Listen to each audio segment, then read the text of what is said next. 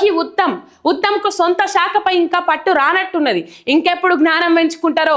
మా హయాంలో ఎస్ఎల్బిసి సొరంగం పనులు 11.5 కిలోమీటర్లు జరిగి 1900 కోట్లు ఖర్చు పెట్టిండ్రు. ఎస్ఎల్బిసి పైన బీఆర్ఎస్ ప్రభుత్వం 1900 కోట్లు ఖర్చు పెట్టింది. 10 డిపిఆర్లలో ఢిల్లీ నుంచి 7 ప్రాజెక్టులకు తుది అనుమతులు తెచ్చింది. 2 ఏళ్ల కాంగ్రెస్ పాలనలో 3 డిపిఆర్లు వాపసు వచ్చినాయి. ప్లస్ 7 మాదైతే -3 కాంగ్రెస్ సర్కార్వి అని చెప్పేసి ఇక్కడ మాజీ మంత్రి హరీష్ రావు మండిపడ్డారు. ఉత్తమ్ కుమార్ రెడ్డి తిరకాసు నీళ్లు నమిలిండి ఏం చేస్తానో తెలుసా, ఆయనకి ఇరిగేషన్ శాఖ మీద ఇంకా పట్టు రాలేదు. నేను ముందుగాలా చెప్పినట్టు మహబూబ్ నగర్ రేవంత్ రెడ్డిది, నల్లగొండ ఉత్తమ్ కుమార్ రెడ్డిది. ఈ 2 జిల్లాలను ఎండబెట్టి 45 టీఎంసీలకి ఒప్పుకొని 45 టీఎంసీల మీదనే సంతకం పెట్టి వాళ్ళు డిపిఆర్ను వాపస్ పంపకుండా 90 టీఎంసీలు ఏదైతే ప్రతిపాదించిన డిపిఆర్ ఉంటుందో ఆ డిపిఆర్ వాపస్ కేంద్రం పంపినప్పటికి కూడా ఎప్పుడు పంపింది మళ్ళా ఇక్కడ రేవంత్ రెడ్డి, అక్కడ చంద్రబాబు నాయుడు అధికారంలోకి వచ్చిన ఎంబటే డిపిఆర్ను కేంద్రం వాపసు పంపింది. ఇక్కడ రేవంత్ రెడ్డి చంద్రబాబు నాయుడుకు వంత పడుతూ ఉన్నాడు. ఇక్కడ చంద్రబాబు నాయుడు ఏది మాట్లాడినా కేంద్ర ప్రభుత్వము మోదీ సై అంటాడు. ఎందుకంటే కేంద్రంలో చక్రం తిప్పింది చంద్రబాబు నాయుడే కాబట్టి. మొత్తం మీద మాజీ మంత్రి హరీష్ రావు గారు నిప్పులు జరిగినారు ఉత్తమ్ కుమార్ రెడ్డి మీద. 45 టీఎంసీలు 90 టీఎంసీల నుంచి 45 టీఎంసీలకు కృష్ణా 45 టీఎంసీలు, గోదావరి 45 టీఎంసీలు అని చెప్పేసి వేసిందే మీరు అని చెప్పేసి బీఆర్ఎస్ మీద బురద చల్లే ప్రయత్నం చేసిండ్రు.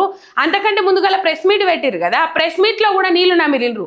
ఆ ప్రెస్ మీట్ కూడా కనీసం ప్రిపేర్ అయ్యి రాలే. మొన్న ఏమన్నాడు, మొన్న ప్రెస్ మీట్ మాజీ ముఖ్యమంత్రి కేసీఆర్ ప్రెస్ మీట్ అయిపోయిన తెల్లారి ఉత్తమ్ కుమార్ రెడ్డి ప్రెస్ మీట్ పెట్టిన తర్వాత పాలమూరు రంగారెడ్డి కృష్ణా జలాల గురించి మాట్లాడురంటే రేపు క్లుప్తంగా విశదీకరిస్తా అని చెప్పేసి తెల్లారి కాకుండా నిన్న ప్రెస్ మీట్ పెట్టి మరి నిన్న కూడా ఏమన్నా మాట్లాడిరంటే ఏమీ లేదు, అందులో ఏమీ లేదు. సబ్జెక్టు నిల్ అనేది ఇక్కడ అర్థమైతా ఉన్నది, సబ్జెక్ట్ ఏమీ లేదనేది చెప్పేసి ఇక్కడ అర్థమైతా ఉన్నది.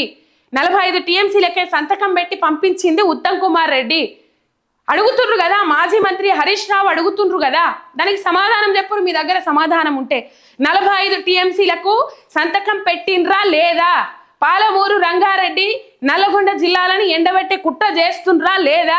తెలంగాణ నీళ్లను ఆంధ్ర ప్రాంతానికి పంపించే ప్రయత్నం చేస్తుండ్రా లేదా అని చెప్పేసి కళాఖండిగా కుండ బద్దలు కొట్టిన అడుగుతా ఉన్నారు మాజీ మంత్రి హరీష్ రావు గారు.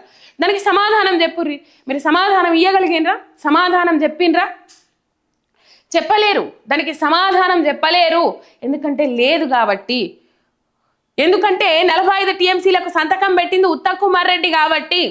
పాలమూరు రంగారెడ్డి నల్లగొండ జిల్లాలను ఎండబెట్టే కుట్ర చేసి మన కృష్ణా జలాలను గోదావరి జలాలను ఆంధ్రాకు తాకట్టు పెట్టే ప్రయత్నం చేసేది నిజం కాబట్టి. నీటిపారుదల శాఖ మంత్రిగా ఈయనున్నారు, సలహాదారునిగా ఆదిత్యనాథ్ దాస్. ఆయనను ఎవరు నియమించిండు? చంద్రబాబు నాయుడు నియమించిండు కాబట్టి ఆదిత్యనాథ్ దాస్ ఏది చెప్తే గది తెలంగాణ నీళ్లను వ్యతిరేకించిన వ్యక్తి ఇలా నీటి సలహాదారునిగా మనకున్నారంటే మనం అర్థం చేసుకోవచ్చు కదా. సమాధానం లేదు కాబట్టి సమాధానం చెప్పలేకపోతా ఉన్నారు. కడిగి పారేసిండ్రు మాజీ మంత్రి హరీష్ రావు గారు. మరి దీనికి సమాధానం చెప్పుర్రి. గ్రీన్ ట్రిబ్యునల్లో కేసు వేసి ఆపాలని చూసిండ్రు. ఇరిగేషన్ మంత్రికి రేవంత్ రెడ్డి గాలి సోకినట్టున్నది. 90 టీఎంసీలకు గాను 45కు తగ్గించారా లేదా? డిపిఆర్ వాపస్ వచ్చి ఏడాదైనా మౌనం ఎందుకు? బీఆర్ఎస్ హయాంలో 7 అనుమతులు తెచ్చినాం. 2 ఏళ్ల కాంగ్రెస్ పాలనలో 3 డిపిఆర్లు వాపస్, 15 రోజులు సభ జరపాలని బీఏసీలో అడిగినాం. 16 హౌస్ కమిటీలను 16 హౌస్ కమిటీలను భర్తీ చేయాలని కోరినాం. మీడియా చిచ్చాట్లో మాజీ మంత్రి హరీష్ రావు అని చెప్పేసి ఇక్కడ వార్త. 15 రోజులు కాదట కానీ వాళ్ళు ఎన్ని రోజులు జరుపుతారట? వారం రోజులు జరుపుతారట. సంతకం పెట్టిర్రా లేదా ఉత్తమ్ కుమార్ రెడ్డి? 45 టీఎంసీలకు ఓకే వేసిండ్రా లేదా ఉత్తమ్ కుమార్ రెడ్డి? అడుగుతుర్రు కదా, సమాధానం చెప్పుర్రి. ఇక మీరు మాట్లాడిన మాటలు, నీళ్లు నమిలిన మంత్రి, పాలమూరు ప్రాజెక్టుపై మరోసారి ప్రిపేర్ అయ్యి రాని ఉత్తమ్, డాక్యుమెంట్ లేక మీడియా ముందు తెల్లమొక్కం, ప్రాజెక్టుల వివరాలేవి లేకుండానే మీడియా సమావేశం, నీటి వాటా కుదింపును బీఆర్ఎస్ పై నెట్టేందుకు తిప్పలు, జీవో కాపీలు, లేఖల కోసం ఇరిగేషన్ మంత్రి అవస్థలు, పిఏలు ఇంజనీర్లను అడిగిన చేతికందని పత్రాలు, తాను రాసిన లేఖను అందించకపోయిన ఉత్తమ్ 2022 నాటి జీవో కాపీ మీడియాకు అందజేత, అందులో పాలమూరుకు 90 టీఎంసీలు కేటాయింపు అని చెప్పేసి ఇక్కడ వార్త. 2022 నాటి జీవో కాపీని 2022లో జీవో కాపీ 2022లో తెలంగాణ రాష్ట్రంలో ఎవరున్నారు అధికారంలో? బీఆర్ఎస్ పార్టీ నాయకులు ఉన్నారు. ఇప్పుడు ఎవరు చెప్పింది నిజమైంది? ఇప్పుడు మీరే 45 టీఎంసీలకు ఒప్పుకున్నది అని చెప్పేసి బీఆర్ఎస్ పైపు రుద్దే ప్రయత్నం చేస్తా ఉన్నారు. బీఆర్ఎస్ మీద బదనాం లేపే ప్రయత్నం చేస్తారు కదా. మరి 2022 నాటి జీవో కాపీల 90 టీఎంసీలు ఉన్నాక మరి ఇప్పుడు అన్యాయం చేసింది ఎవరు? కొత్తగా జీవో కాపీ విడుదలయ్యాలని చూస్తున్నది ఎవరు? డిపిఆర్లు ఏవైతే ఉన్నాయో ఆ డిపిఆర్లు వాపస్ వచ్చిన ముచ్చట్ను దాచిపెట్టింది ఎవరు? సంతకాలు పెట్టింది ఎవరు? ఉత్తమ్ కుమార్ రెడ్డి. ఇంకేవాళ్ళ అడ్డంగా దొరికిపోయినరు కదా. ఏం చెప్తారు పాపం పిఆర్ఓలు పిఏలైనా ఏం చేస్తారు? అరే బాబు గిది కావాలి నాయన, గిది కావాలి, గిది తీసి పెట్టుండ్రి, గీ లేఖలు కావాలి, గీ డిపిఆర్ కావాలంటే ముందుగా వాళ్ళు తీసి పెడతారు. ఇక వీళ్ళ దగ్గర ఏం ఆధారాలు లేకనే పాయే. ఆ పెట్టిన ఒక్క జీవో కాపీని బయట పెడితే అందులో 90 టీఎంసీలు. అది 2022 నాటిది. 2022లో బీఆర్ఎస్ పార్టీ నాయకులు అధికారంలో ఉన్నారు. తర్వాత వచ్చింది బయట పెట్టుర్రి, డిపిఆర్ మీద సంతకం పెట్టింది. కావాలంటే మాజీ మంత్రి హరీష్ రావుని అడుగుండ్రి, లేఖలు ఇస్తారు. మీరు సంతకాలు పెట్టి పంపిన లేఖలు మీ దగ్గర లేకపోతే, మీరు సంతకం పెట్టిన లెటర్ మీ దగ్గర లేకపోతే మాజీ మంత్రి హరీష్ రావుని అడుగుని రిక్వెస్ట్ చేయండి, ఇస్తారు. మాకు జిరాక్స్ కాపీ కావాలి, మేము సంతకాలు పెట్టినాయి మా దగ్గర లేవు చూసుకొని కన్నా అని చెప్పేసి అడుగురి సారు. మరి గింత అధ్వానమా?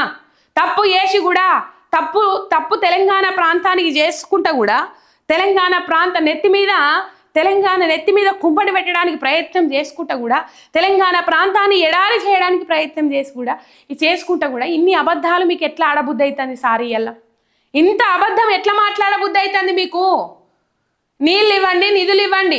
0 అవర్ రద్దరిల్లిన శాసనసభ, విపక్షంతో గొంతు కలిపిన అధికార పక్షం, ఇరిగేషన్ శాఖపై ఎమ్మెల్యేల అసంతృప్తి, కాలువల పూడిక తీయకపోవడంపై ఆగ్రహం, అసెంబ్లీ ఎన్ని రోజుల నిర్వహణపై సర్కారు తర్జన భర్జన అని చెప్పేసి ఇక్కడ వార్త చూస్తా ఉన్నాం. నిన్న 0 అవర్ మొత్తం దద్దరిల్లింది. ఎక్కువగా కాంగ్రెస్ పార్టీ ఎమ్మెల్యేలు లేచి వాళ్ళ బాధలు చెప్పుకున్నారు, వాళ్ళ గోసలు చెప్పుకున్నారు. వెడుమ బొజ్జ అయితేనేమి, ఇటు పోతే కేఆర్ నాగరాజ్ అయితే ఏమి, ఇంకా చెప్పుకుంటూ పోతే చాలా మంది కొత్త ఎమ్మెల్యేలు లేచిండ్రు. బీజేపీ నుంచి 2-3 లేచినట్టున్నారు. లేచి వాళ్ళ బాధలు చెప్పుకున్నారు.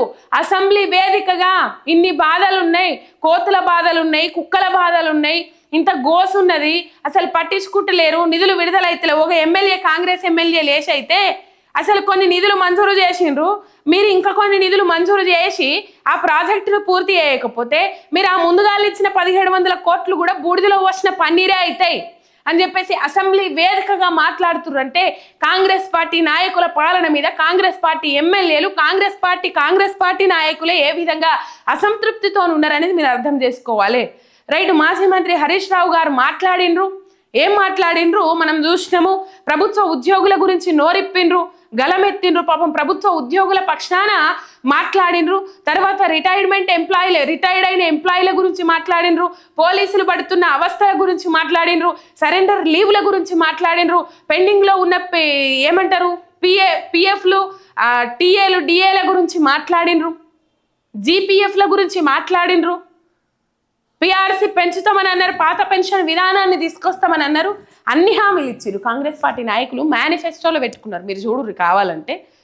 మేము అధికారంలోకి వచ్చిన 15 రోజులలోనే గవర్నమెంట్ ఆఫీసర్లకు ఉన్న బాధలు, రిటైర్మెంట్ ఎంప్లాయీకి ఉన్న బాధలన్నీ తీరుస్తామని చెప్పేసి మాట ఇచ్చిర్రు.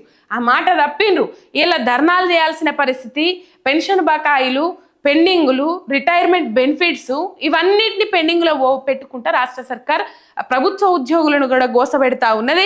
అవన్నిటిని క్లియర్ చేయండి. సరెండర్ లీవ్స్, టీఏలు, డిఏలు పోలీసులకు ఇవ్వాల్సినవి అన్నీ ఇవ్వాలి, అలవెన్సెస్, స్టేషన్ అలవెన్సెస్, ఇవన్నిటి మీద మాజీ మంత్రి హరీష్ రావు గారు మాట్లాడిరు. అండ్ ఈ మాట్లాడిన వాళ్ళకు దాదాపు చాలా మంది మాట్లాడిర్రు. ఇదంతా అరణ్య రోదనగా మిగల్చద్దు, వీళ్ళు మాట్లాడిందంటే అరణ్య రోధనగా మిగిల్చొద్దు, రాతపూర్వకమైన సమాధానం మళ్ళీ అసెంబ్లీ సమావేశాల లోపు, అంటే ఈ 2 తారీఖు లోపు రాతపూర్వకమైన సమాధానం వాళ్ళకి అందేటట్టు చేయాలని చెప్పేసి మాజీ మంత్రి హరీష్ రావు గారు అది శ్రీధర్ బాబు గారిని కోరిండ్రు, డిమాండ్ చేసిండ్రు. అంతే ఇక.